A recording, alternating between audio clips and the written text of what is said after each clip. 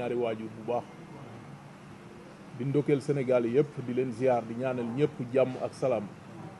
waaw tey kontaan bu baax ci bésu tey bi waaw bu loolu weesoo nag di sant staff bi fi nekk nii Daouda mu ngi nii toog Elas mu ngi nii toog David mu ngi nii toog boo ko tuddee tudd Eric Favre rek lépp mot na quoi may sant aussi président écrit bi mu ngi nii toog Papa Thioune mu ngi nii toog suma entraîneur Sénégal fii mu ngi nii toog muy Mohamed ma koy nuyu di nuyu madame Kébé ak képp kuy entraîné ci salle bi fii di nuyu aussi Soupir Titi aussi waaw bu loolu weesoo di nuyu sama champion yi nekk fii muy Ndiaye Tine carrière Ablaye Ndiaye Robert waaw di nuyu aussi mbër yi Bawol yëpp daal di wax ne bëgg naa ci ñoom ku ci am combat yal na nga gagné ku amul combat yal na la ko yàlla may mooy suma rak yi tey boo limee ci ñoom rek problème day am quoi wax dëgg yàlla jàmm ak salaam ak ndam rek laa leen yéenee di nuyu aussi président Elimane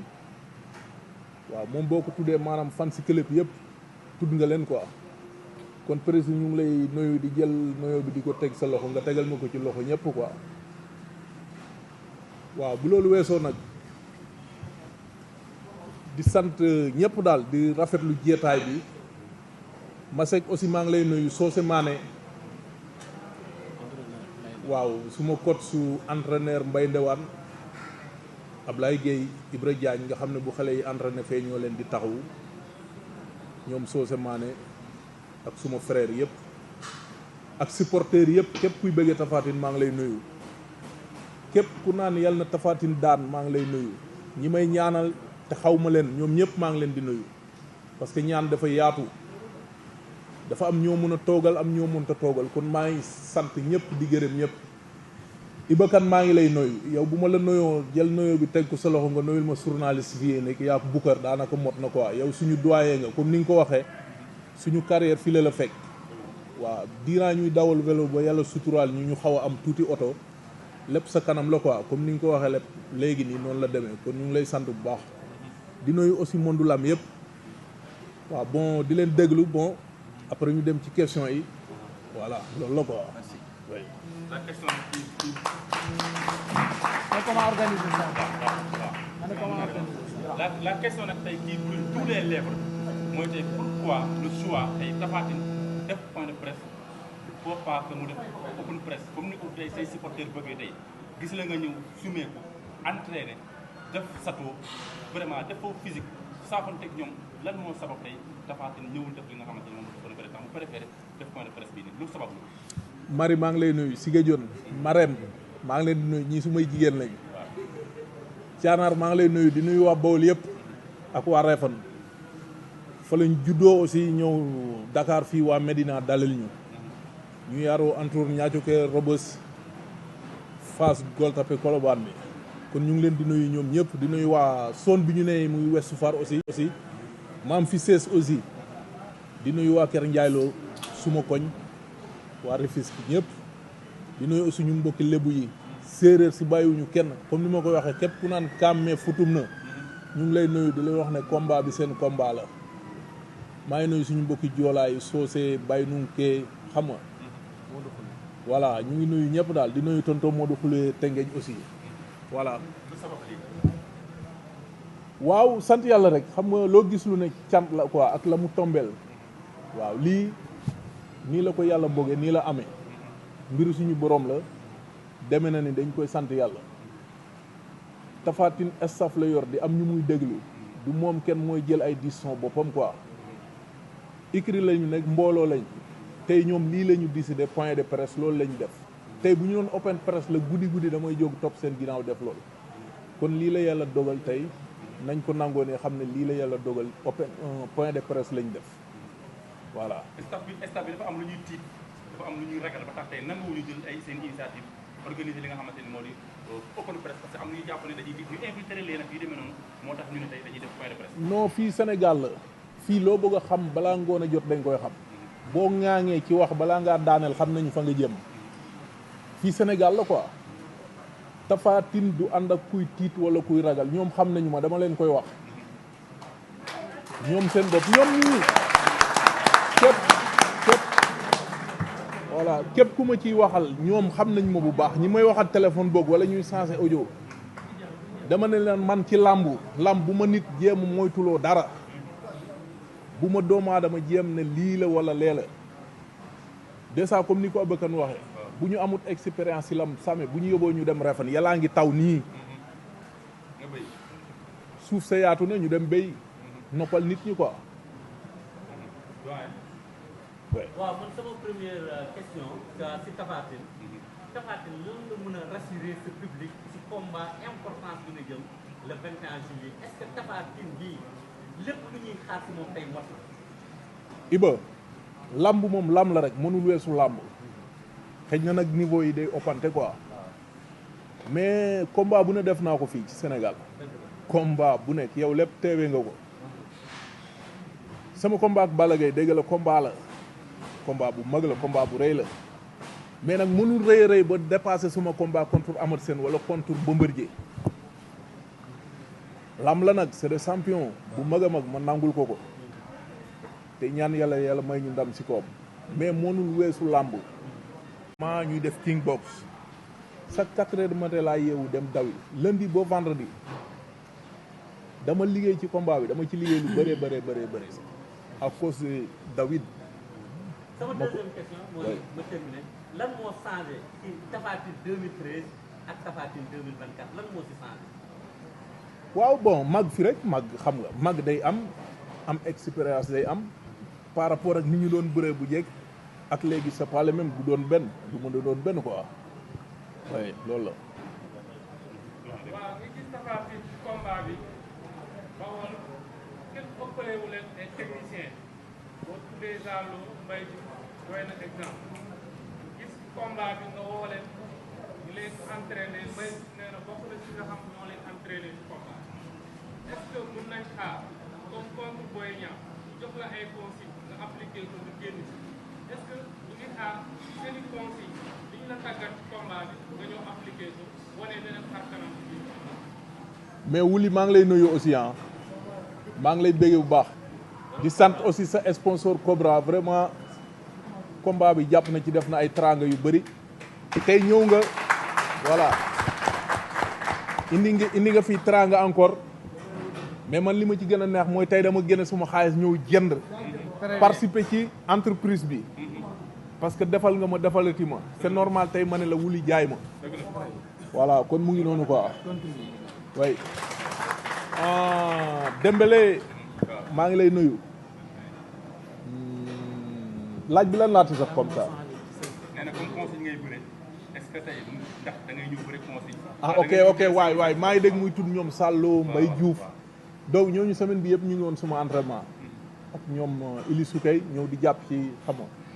comme ay techniciens lañu te yàgg na ma leen a déglu yàgg nañu ma entraîné yàgg nañ ma wax lu baax defal lii ma def lii am ci résultat ma koy rafetlu comme Bawol léegi am na lépp la res mooy xale yi nañ leen gën di déglu rek bu ñu leen di déglu yaakaar naa ay ndam rek lañ ciy jële quoi te man Tapha Tine su may grand frère lañ dama leen doon supporter yàlla dogal ñoom ñu arrêté seen carrière ñëw di assister su may entraînement bokk su ma staff di ma digal may def yàlla di ma may ndam kon maa ngi leen di remercier ci côté boobu quoi vraiment. donc beneen question bi moom mooy que Balla Gaye xam na yàpp Bawol daan na la fa ma daan Maam Ngor mu daan Mbaye Diouf est-ce que bii yoon Bawol pare na wan Balla Gaye jeex na. non boo ko jàppee noonu rek da ngay juum quoi man ñaata nit laa daan géejuwaay man sama carrière boo xool géejuwaay la ñi ma daan ñëpp daanaka foofu lañ nekk loolu c'est pas argument quoi. beneen question moom mooy Tapha Tine mënee nga plaqué lool daan nga fi ay champion ci placard mais gis nañu aussi adversaire yi bëri dañu la daan ci placard te nga mënee lool Balla Gaye daan na la si placard même avant Baldé mën nañ jàpp ci placard la la daanele est-ce que bii yoon bu Balla indee placard Tapha Tine am na lu mu indi ba loolu dina ko réussir. non xam nga lamb moom boo ciy ne da ngay indi lépp teg rek quoi da ngay indi bëree indi xeex mais waa ji comme que ne nañu bëre la mëne dama koy fekk si bëre bi comme ñaare ku mu xeexal gars yi dañu koy indi ay problème léegi damay dem jaxasoo moom bëre ak moom quoi incha allah waaye mais Tapha Tine combat bii nii nit ñi dañu xaarandi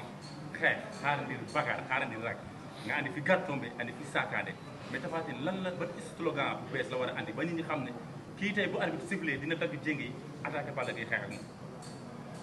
waaw mooy li ma lay wax rek Tapha Tine moom xam nga. waaw façon slogan bu ne indi. wala yaakaar naa loolu staff bi rek. loolu ay yëfam la quoi. bon comme ni ñu koy waxee rek staff laa am. lamb dafa am lu mu laaj. tey ci ring bi waa ji mënul xam ci première seconde yi man li ma indi même moom mënul xam lan laa indi man mënumaa xam lu mu indi quoi il faut ñu laalante something ku ne xam lan la quoi te lambit noonu lay demee. mais yow lan nga nar a andi yow lan nga nar a andi. non li may indi Boucar du ma la ko wax sama yëfi bopp la quoi. ah. yee. doo andi Gartombe doo andi Sakandé. non yooyu yëpp su may slogan la damay indi Gartombe Napaje xam nga.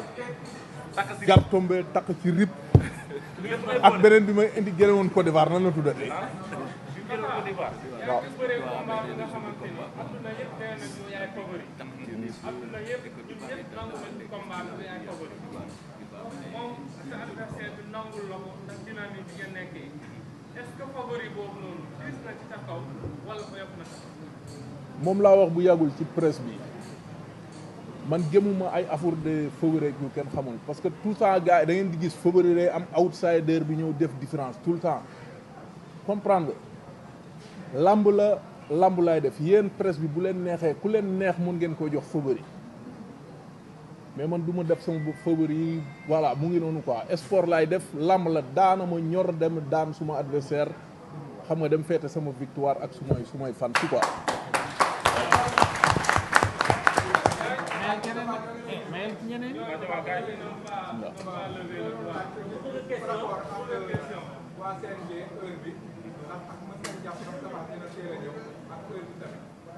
waaw teel a duggi marché teel a taal teel a pare rek looloo fi sës parce que booy xool ak air bi teel a duggi marché teel a taal teel a pare lii nii la demee voilà mu ngi noonu quoi.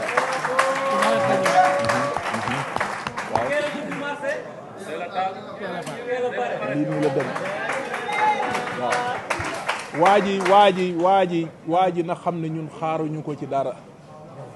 kay wax ay waxam gaaw ak yeex moom la engagé man Tapha Tine xaaruma ko ci dara man li ma liggéey laa ñëw appliqué dama bëgg bu ñu dalante étincelle yi mel nit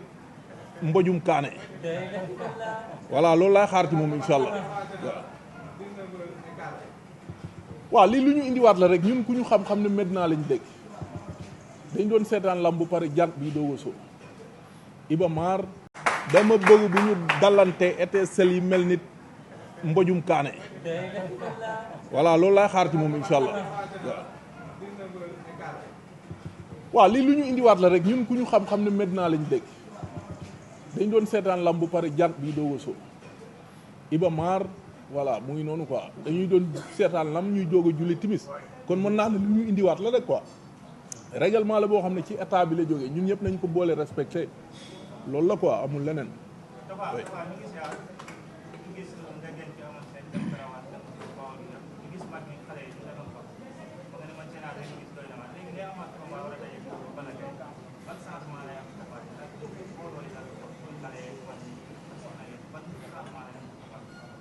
mais Thianar maa ngi lay nuyu di nuyu waa Refane yëpp ak Bawol yëpp di wax ne xam nga loolu sant yàlla la quoi wax dëgg yàlla tolluñu fi noo xam ne nii wala ñu mel fi loo xam ne nii nit ñi dañuy daw suñu ginnaaw lépp yàlla suñu borom la bëri nañu ama seen yàlla may ñu dam ñu dem def karawaan c'est normal fa la ñu dëkk Bawol bien vrai que dajaluñu quartier yëpp yow yaa nga fa woon mënuñu dugg ci kër yëpp mais tam xam nga message bi jàll na ci sa à travers des Refane TV kon loolu sant yàlla la quoi ñu ngi ndokkeel waa Bawol yëpp te bii na ci ñëpp ñaan Bawol gépp jàpp ci séeréer yëpp jàpp ci képp kuy bëgge Tapha Tine di ko ñaanal te yàlla tax jàpp ci ndam am ñu feetewaat ko comme ni ñu ko defee woon contre Amat Sen voilà.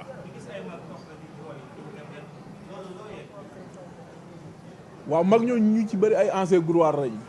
xam nga dañuy sentir ne xale Bawol yi mag nañu léegi ci lamb rek loolu la quoi dañ ci gis seen bopp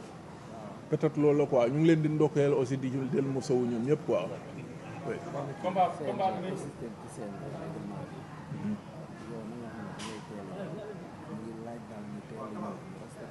ok d'accord bismillah ok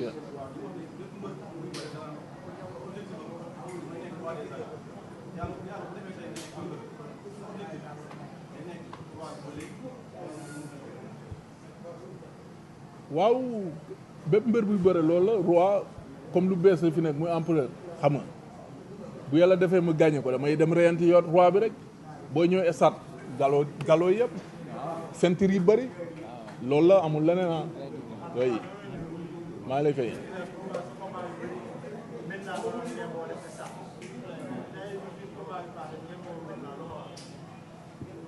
waaw man Medina laa dëkk fu la xam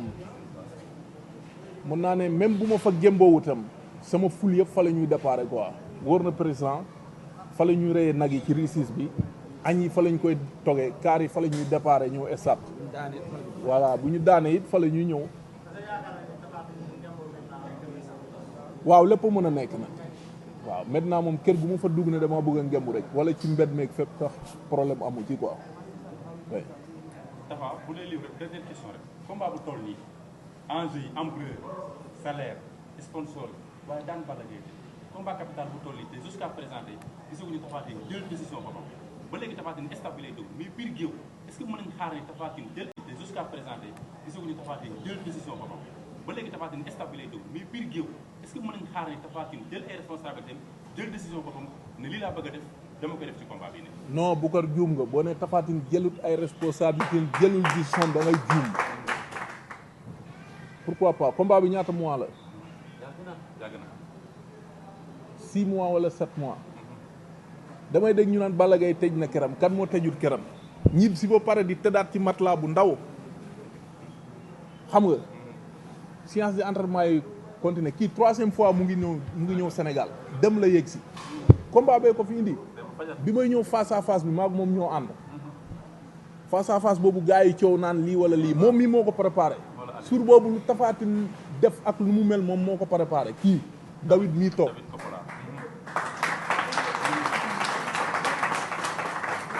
dama ci côté sport man dama ci nekk ci ay loxo yu wér muy waa Serena Fitness ñii may sant madame Kébé Tité ngi nii taxaw Mohamed ak yi ñoom ñoo ma yore fii musculation salle bi heure bu ma neex lañ ma koy ubbil kii waxi noppi Abidjan bu ma fa demee comme ku nekk Sénégal sama dara du manqué samay moyen lépp lañ may defal quoi kon Bokar mën naa ne Tapha Tine amul dara lu muy xalaat wala lu muy sikki sàkk ci lamb quoi franchement. sa adversaire da daan joxe ay minutes combat bi est-ce que bu taxawee xaar la yow da nga koy fekk wala da ngay xaar mu ñëw comme ni nga ko daan defee. waaw actuellement moom mu ngi def point de presse wala open presse waaw maa ngi xaar mu joxe fa ay minutes incha allah. ah.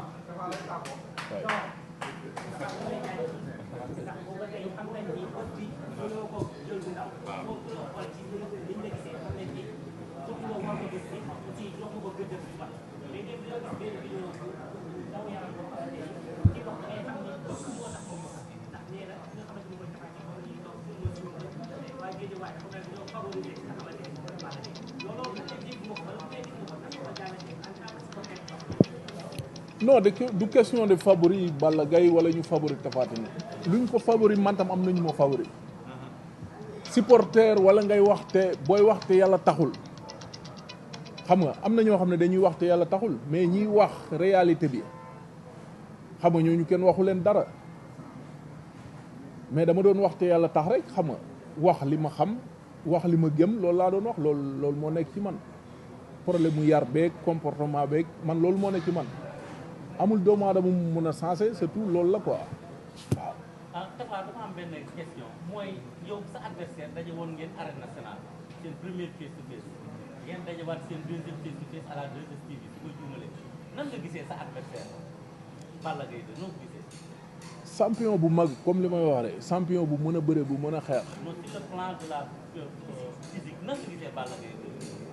waaw comme yéen loolu moom seen kii la man loolu du ma ko wax non man daal li ma la mën a xamal mooy champion la daan na fi ay champion man moom yooyu seeni mbir la état bu taxaw bu taxawul man lan moo ma ñor suur boobu naa ñëw def suma différence ñibbi def na ma doon def voilà lépp mun a am ponkol muy peese ay 100 et quelque suur boobu naa ñëw def suma différence ñibbi def na ma doon def voilà. lépp mun a am ponkol muy peese ay 100 et quelques kilos loxo yi dem gauche à droite lépp mun a am mais man comme la mooy wax damay dem mbappat ak moom damay dem bëri ji ak moom incha allah. gars yi bu amatul rek mu woote rek ban woote après nga def mobilisation ci bés boobu noonu. waaw di sant ñëpp di gërëm ñëpp di nuyu coach su Mbaye Ndewane mi doog a egg si Cheikh maa ngi lay nuyu Cheikh Diop.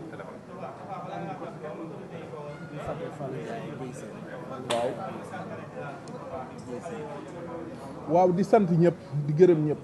di sant aussi Daouda Faye parking sànq rek ñu ngi déggante di sant aussi maire bu Réfane Djibril Thiaw maire bu Ngoundiane Mbaye Dione ak maire bu Toubatoul Ahmed Dieye di sant aussi président Fallou Faye boo ko tuddee Toubatoul maanaam tungoo yëpp jàll na quoi franchement ouais.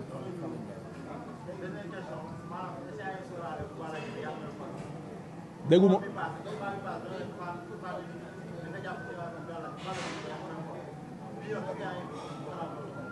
non ñu ngi pare lépp ñu ngi pare lépp quoi wax dëgg yàlla lamb moom booy dem dañuy pare plan yëpp pare nañu lépp teg incha allah te ñaan yàlla ndam quoi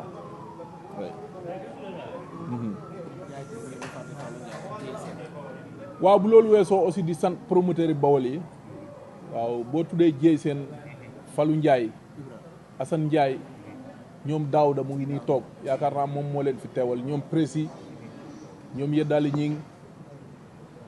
suñu Baye Fall ba góor a Baye Fall promoteur ñoom ñëpp ñu ngi leen di nuyu ak promoteur yi ne ci lamb ji yëpp di sant aussi waa Alburax comme la may wax rek maa ngi leen di jaajëfal aussi ñoom ñëpp président Pape Abdou Fall Gaston production aussi ñoom ñëpp maa ngi leen di nuyu ñoom laxat ak ñëpp ak képp ku nekk ci lamb ji rek di teg ay combat bon maa ngi lay nuyu quoi oui. peut-être benn question bu ndaw rek Papa Thioune ak El Hadj Thioune qu'est-ce qu'il représente si yow lan la ñuy représenter si yow. non ñii boo doon wax ci ñoom du jee ñii entraînement fajar sax dañu koy ànd ak man pour te dire pour mu leer kon maanaam bàyyiwuñu dara quoi ñu ngi ànd ak man fu ne di jàpp ci lu ñu mën ak lu ñu mënul kon maa ngi leen di ndokkeel ñoom di leen jaajëfal muy Papa Thioune ak El Hadj ak famille Thioune yëpp ak ma Seck mais di seen jërbaat aussi maa ngi leen di nuyu voilà.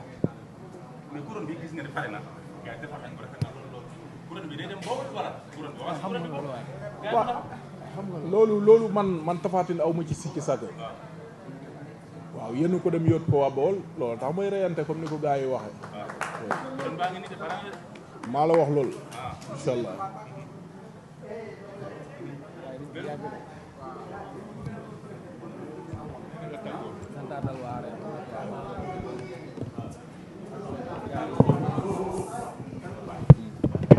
loolu man Tapha Tine aw ma ci sikki sàkk waaw yéen ko dem yóot ko waa Bawol loolu tax may reyante comme ni ko gars yi waxee. couronne baa ngi nii de pare na. maa la wax loolu. incha allah.